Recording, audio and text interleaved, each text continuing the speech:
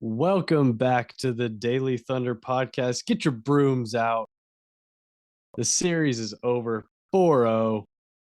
I'm here with Daily Thunder beat writer Brandon Rabar. Brandon, how we doing? Have you swept the kitchen yet? What have we touched a broom yet since the game ended?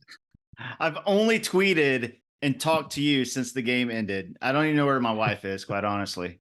Well, wherever she is, I hope she is also enjoying a J- Thunder playoff series win for the first time since 2016. yeah, this is the first sweep for the Thunder since 2012, the finals year when they swept the Mavs in round one. Only other time it's ever happened. And like you said, first time making to the second round since Russ, KD, and the 2016 team that, we can kind of end the sentence right there. We know what happened then. But man, vibes are off the charts for this team. Of course, coming into this, the narrative of weakest number one seed of all time, I think along with the brooms, we can sweep that statement right under the rug as well. 97-89 on the road. Just a convincing close to the game after what was a kind of frenetic, chaotic, very sloppy at times game from Oklahoma City. Got back to those turnovers, a little sloppy, and the game turned in the fourth quarter with Jalen Williams being um, the second star that this team is really needs out of him and really hoped he would turn into. And here he is in his first playoff series, his second season in the NBA. This is really impressive stuff from 8. I thought he closed the door on the Pelicans. Yeah, that fourth quarter J-Dub was big tonight. He and Josh Giddey both. I think that J-Dub, his stretch in the final 4 minutes, he had 8 straight points. That won the game. But before that, the game was going in the Pelicans' favor, and Josh Giddey hit a few threes. He hit one three to stop their momentum earlier. Then he hit back-to-back threes to tie the game at 80 and then to take the lead at 83, and the Thunder never looked back. J-Dub took over after that. Shea hit a dagger. So just impressive work. This is a sophomore in J-Dub and a 21-year-old in Josh Giddey that closed the door in a closeout game on the road against a desperate Pelicans team in a rowdy crowd. Really, really impressive win and really impressive play from J-Dub and Giddey in the fourth quarter. Giddey was 4 for 6 from the 3-point line, 66.7%. He had the most makes on the team, tied for the most attempts with J-Dub at six attempts. I was kind of loving I was kind of loving all 6 attempts, to be honest, Brandon. Yeah. Yeah, no, he took good ones. And then he was kind of feeling it. Like Yeah. he almost completed an Anthony Morrow three at the shot clock buzzer. He kind of got a hot potato thrown on him, like one of those grenade threes that you got to kind of chuck up. And he almost hit it. I mean, that would have sealed the deal right there. But man, Josh Giddey I the last two games, 4-7 from three, last game, 4-6 from three. Tonight, obviously, if Giddey keeps hitting like this, the Thunder are going to be really, really hard to beat. The good thing for the Thunder, like Shea only went, hold on, I had the stats pulled up, then I pulled up Denver Lakers to see what's going on there. Okay. Shea was 8 of 21 for 24 points, and the Thunder win. He was 7 of 13 from the free throw line, which is wild, just absolutely wild. The Thunder still win by 8. Shea is not going to see a tougher defender for the rest of the playoffs. No matter how long, if they go one more round, two more rounds, three more rounds, he will not face a tougher defender than Herb Jones. He won't face a tougher defense all around trying to stop him than this Pelicans defense, I don't think. I mean, the Wolves defense, obviously, if they end up playing, will be really tough. The Celtics defense could be tough if, I'm getting ahead of myself. I'm just thinking of all the options of the teams that are left. I didn't yeah. mean to go there. I didn't mean to go Western Conference Finals and Finals. I just know in the next round, whether it's the Mavs or the Clippers, there's not going to be any Herb Jones. Uh, and there's no like kind of wall of defense. What I'm saying is Shea should be unlocked in the next round. Mhm. Um, but if J-Dub, Giddy, Chet, Dort continue to play like this, playoffs have not affected this young team whatsoever. Back to that Anthony Morrow, Josh Giddey 3 attempt, if it goes in, I live cross country. I would have had to make my way to the airport. I would have had to meet the team at the airport. If that had gone in, we gotta at least get in the car. That would have been absolutely insane if he hits a no dip Anthony Morrow tribute 3 in the corner in New Orleans. That would have been, really something, really something. Speaking of, I would assume there are people gearing up to meet the team at the airport, uh, probably, what would you say, 2, 3-ish hours away? Yeah, probably. Yeah, because it's a short ride from New Orleans. Obviously, they're going to have some things to take care of, before they leave. So I would say probably a couple of hours. Obviously, by the time you're hearing this, this will have happened Yeah, last night. yes. Uh, but hopefully, I'm sure. One of my favorite Thunder traditions. Very, very cool. Yes. Yeah. Have you ever done airport greeting? Back in the day, I made a couple of them. Did I you? wouldn't mind going again. I'd like to go again. Um, that would be actually really cool. It's such a cool OKC thing that happens. Yeah. I wanna talk about the rest that this team has now earned. You mentioned the Clippers and Mavs, they're tied at 2-2. The Thunder, it looks like, will get a minimum of 5 days off. It could be longer than that. If the Mavs Clippers goes 7, they could be looking at a full week off here, as they wait their next opponent. That's a huge deal, um, getting this one done tonight, not needing a game 5 back in Oklahoma City. We saw Shea, uh, tweak an ankle tonight. He didn't miss any time. It was right at the end of the first quarter break, which is when he comes out anyway. He came back in relatively close to his normal rotation time. So and played normally the rest of the night. He finished with 40 minutes, which is a little up from his minutes increase as the series went along, which is good to see. But just a little thing to note as they've earned some rest here, and I think it's going to be something that's really beneficial given what we saw tonight. Yeah, as we've seen, Arrested Chet is a different animal. I thought he was fantastic this series, even when he wasn't, scoring a lot or his shot was off. Like tonight, he was 5 of 12, 1 for 7 from three. His 3-point shot was off, but he still was a +10. He scored 14 points. He didn't have any blocks, but he still deterred so many shots at the rim. He still affected so many shots at the rim. And I just saw this stat per ESPN. The Pelicans shot 9 of 35 in the paint within 5 feet of Chet Holmgren. Just absolutely dominated the paint this year. So Unbelievable. obviously, Lou Dort and his defense versus Brandon Ingram was special. The entire Thunder defense was incredible this series. But I think Chet, just because his stats didn't pop this series, his defense and the key that he brought being an anchor in the paint, I think kind of went under the radar this series. But that stat kind of proves it right there.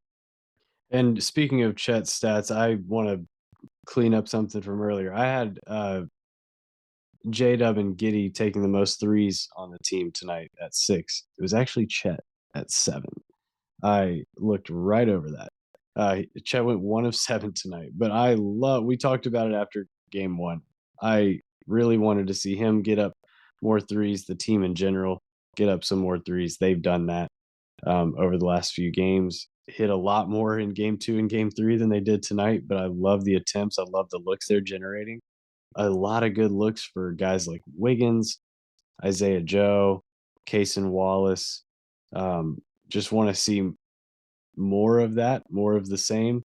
And those percentages should, you're going to catch games like games 1 and 2 games 2 and 3 where they are just nearly unstoppable when they start hitting those threes at a good clip. Yeah, when the Thunder are hitting their threes, that's when we see, like, in game 2 and game 3, uh, they look like a S tier contender.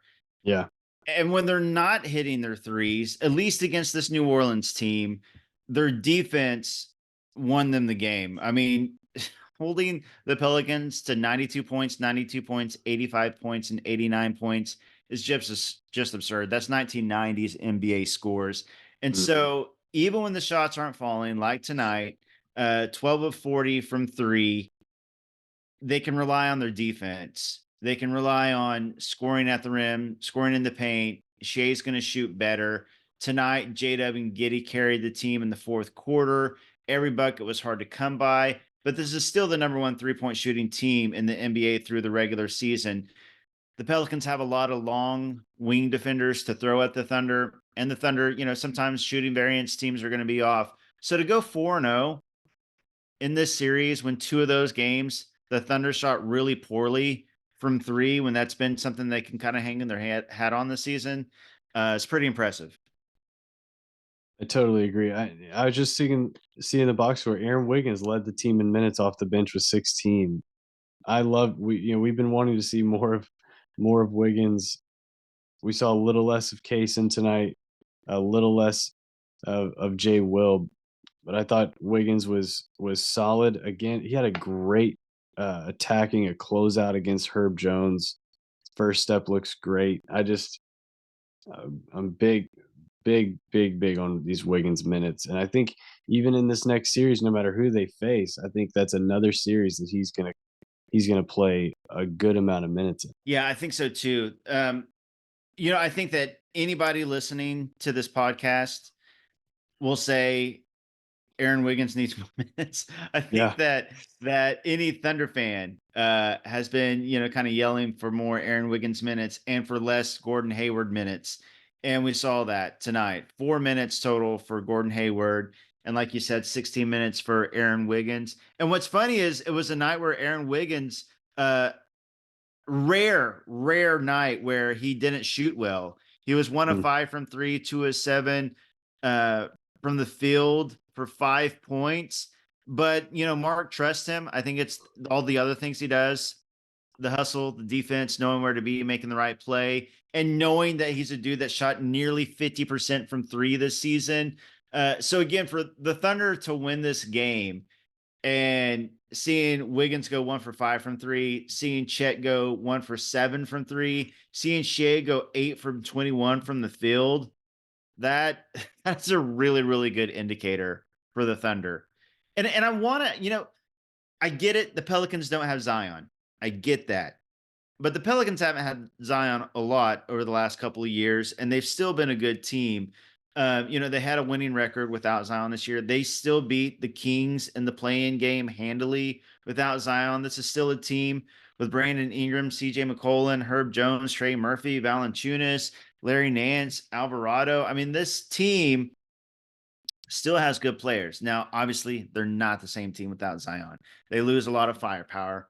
I get that, but I don't think that, you see sometimes, oh, but they didn't have Zion. It doesn't prove anything. At the very least, this is still a very solid Pelicans team. And to beat any team in the playoffs 4-0 is a big accomplishment. absolutely. Um, Speaking of accomplishments, Coach of the Year, Mark Daignault.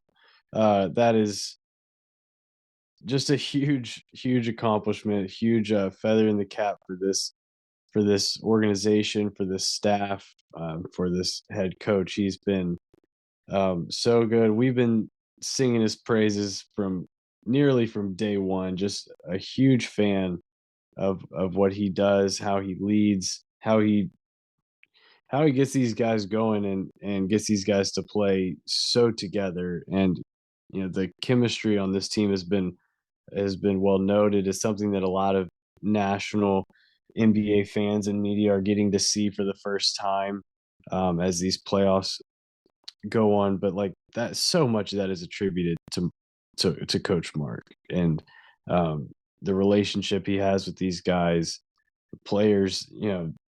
From day one, that has been the thing that players or that you've heard the most is that just players love him. And that is it's not everything, but it's a massive, massive part of leading a team like this to this kind of success at such a young average age for the team. I'm just so impressed with his demeanor, with his the X's and O's, what he brings to a team from a schematic standpoint, but just from a relational perspective, he has just been perfect for this team. Not only as a competitive, really, really good team, but also a team finding itself and kind of going through some reconstructive surgery. He has been he has been a perfect head coach at each point, and um, I'm just thrilled that he is the coach of this team. Yeah, it's so funny because if you look back when Daignault was hired, so many people thought that he was just kind of a bridge coach, like he was just going to be there to develop young players. He was a G League guy, and once the Thunder were a playoff team again, that the Thunder would hire a vet coach, a seasoned coach, to take the team to the next level. No, Mark Daignault is that guy. Like, yes, he is a great coach for young players and a development coach, but he's also just a great coach, period. From his he does everything with class, first of all. Just like he handles every question. He always has the right answer. Just like he's always saying something. Like you feel like you learn something every Yeah, time you watch a Mark Daignault um I post agree. game presser or pregame presser. But the players love him. They're all bought in. And obviously most of the credit for the Thunder's success goes to Sam Presti for putting this team together and for the players for putting it out on the court. But Mark Daignault is a big part of this Thunder team's success. To be the number one youngest one seed of all time, you got to give some credit to the head coach. The Mark Daignault is the real deal, and Youngest team ever to win a playoff series, and they did it in a sweep as the 1 seed. yeah, I mean, that that's is and speaking of Sam, credit to Sam for the guts to just hire Billy Donovan's lead assistant, yeah, a guy who had his only head coaching experience was the G League. Like, yeah. not many GMs get to do that, and that was I thought that just a stroke of genius, another one from Sam Presti. Yeah. It was a home run hire. Hiring Daignault was a home run hire. Like this rebuild could not have gone any better for the Thunder between trading for Shea Gilgeous-Alexander, between drafting Chet Holmgren and J-Dub, Josh Giddey at 6 was a very good pick. The Lou Dort extension, grabbing Isaiah Joe because the 76ers hilariously waived him for some reason. Uh, you know, and then hiring Martin Daignault and Chip England. I mean, just like all these things have kind of set into motion what you're Aaron seeing Wiggins now. Aaron Wiggins at 55. Aaron Wiggins at 55. Great call. Yes. Casey Wallace Yeah, this yeah. past season. He's contributing. And if you want to get nitpicky and say, like, okay, well, they could have had some lottery balls bounce their way. They could have, like, that Rockets pick could have been theirs, or they could Yeah, have got, yeah, yeah. yes, there could, but I believe like the butterfly effect, like who knows, like had the Thunder, got Evan Mobley. That yeah, Yeah. well then they probably win some more games. Maybe they don't end up with Chet and J Dub. Like this iteration of the Thunder is exciting, talented, fun, and set up really, really well for obviously the present and for the future. And Mark Daignault, going back to that original point, is a big key in all of that. Yeah, shout out to Coach Mark. The I just wanted to just throw out, like, did you have any from from this series, just a favorite moment? It could be on the court, off the court, anything that pops in your head as like this was like my favorite moment. Of the series or of the season? Series, yeah, series. Because I mean, you were at a couple of these games too. I was. I was. Man, favorite moment. I'll be honest, probably when Jonas tied up J-Dub and J-Dub started barking and the entire crowd in OKC started barking. And then for the rest of the game, like the crowd barking anytime J-Dub or J-Will did something, but seeing J-Dub bark to the crowd and 18,000 people bark back, that's you just kind of felt you're witnessing something special. Like I've been in a lot of great Thunder playoff environments. I've been fortunate to go to like every OKC playoff game, and the environment, the atmosphere is next level. It's special. But that was something a little bit different. It kind of like encapsulates like how fun and special and different this team is and how excited fans are about this team. But then also you kind of felt like I don't know, that was a turning point in that game and it shifted momentum in a close game and the Thunder end up winning and of course they end up winning 4-0. So yeah, that would definitely be the moment I think. We can point to the some moments in that early first run, like the 2010, like the in that Lakers series, that iconic run of the Russ dunk, the Durant three. Those moments are like just ingrained. You can pull them instantly. That one feels like one that we're gonna remember for a long time.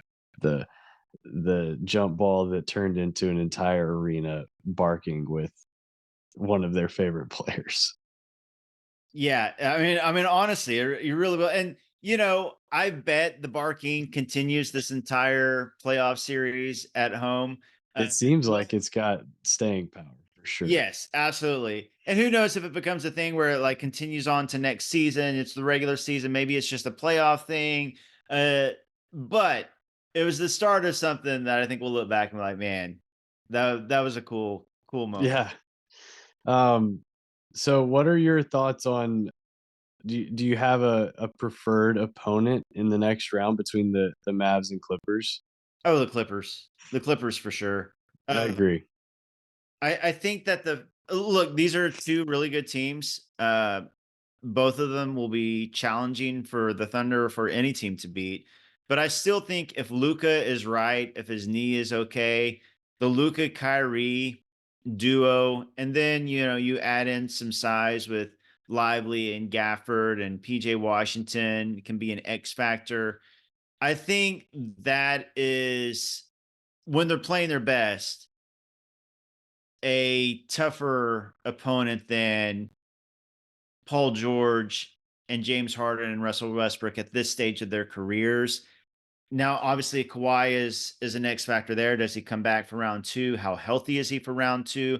But you kind of feel like, if he plays, he's not going to be at 100%.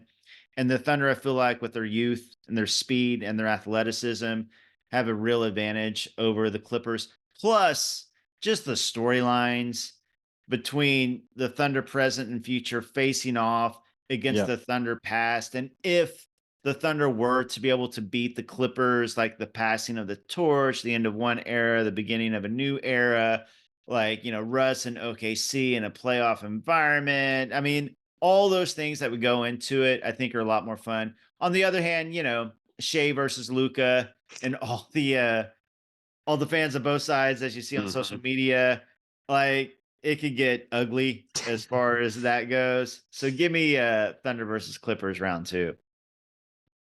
Lou Dort is gonna be just thrust into another incredibly difficult matchup, no matter which team they face in the next round. But just a massive shout out to Lou Dort for his work in the series. A true two-way player, a stopper on one end, and an awesome three-point shooter on the other end. It is amazing the player he's become. Charles Barkley talked at length about it um, on TNT the other night. Just his development, his maturity, his growth to put in the work to go find it, to go dig out a a viable three-point shot. So many hours. Like I'm just so impressed by him and just the will, the endurance, the physical toll that he goes through in a single game, to do the things he does to defend somebody like Brandon Ingram. I'm so impressed, and this team this team is not where they are right now without him. Yeah, Lou Dort was like Shea is the superstar, obviously. He's the MVP candidate. J-Dub has been, the Thunder's number 2 scorer. Chet, is the rookie and the anchor in the paint and all those things. Lou Dort, I think, has kind of flown under the radar all year, but the dude shot lights out all season and provided that perimeter, on ball defense all season. And I think he's been an underrated key in the Thunder's successful season. Like, not only this obviously this playoff series, it stood out. Like, what he did to Brandon Ingram was absolutely wild. But I think this entire season, I think that Lou has kind of gone under the radar. And I thought it was pretty fitting. Like, Lou Dort and Josh Giddey, I think, obviously, of the starters, there's been moments for both of those guys where people wondered if they should be starting.